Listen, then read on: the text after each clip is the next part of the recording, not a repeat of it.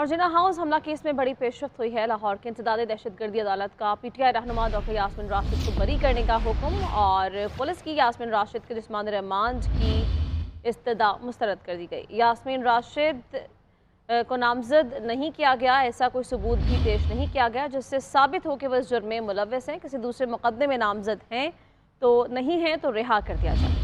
इस्तदादी दहशतगर्दी अदालत का तहरीरी फैसला जारी कर दिया गया। यास्मीन राशिद पर कारकुनों को जिना हाउस पर हमले के लिए उकसाने और पुलिस ने खातून रहनुमा को थाना सरवर रोड मुकदमे में नामजद किया था। अदालत ने शनाख्त होने पर 89 मुल्ज़मान को 7 रोज़ा जिस्मानी रिमांड पर पुलिस के हवाले कर दिया।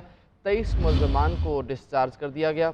इसी अदालत ने सनम जावेद, खदीजा शाह समेत तहरीक इंसाफ की गिरफ्तार 13 खवातीन को फोटोग्रामेटिक टेस्ट के लिए जिस्मानी रिमांड पर पुलिस के हवाले कर दिया।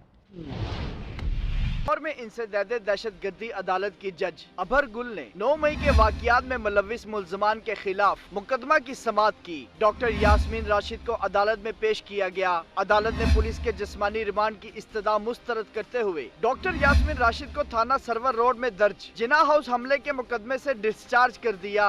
इंसदादी दहशतगर्दी की अदालत में 9 मई के वाक़ियात में मुलव्विस 13 खवातीन समेत 126 मुल्ज़मों को पेश किया गया। अदालत ने शनाख्त परेड मुकम्मल होने पर मुल्ज़मान को 7 रोज़ा जिस्मानी रिमांड पर पुलिस के हवाले कर दिया, जबकि शनाख्त न होने पर 23 मुल्ज़मान को मुकदमा से डिस्चार्ज कर दिया गया। इसी अदालत ने पुलिस की इस्तदा पर सनम जावेद, आलिया हमजा, तैयबा राजा, खदीजा शाह समेत 13 खवातीन का फोटोग्रामेटिक टेस्ट कराने की इजाजत दे दी। खवातीन ने दरख्वास्त की कि उनका फोटोग्रामेटिक टेस्ट जेल में ही कराया जाए। पुलिस ने मौक़िफ़ इख्तियार किया कि जेल में फोटोग्रामेटिक टेस्ट कराना मुश्किल है। अदालत ने पुलिस की दरख्वास्त मंजूर करते हुए खवातीन को 5 रोज़ा जिस्मानी रिमांड पर पुलिस के हवाले कर दिया।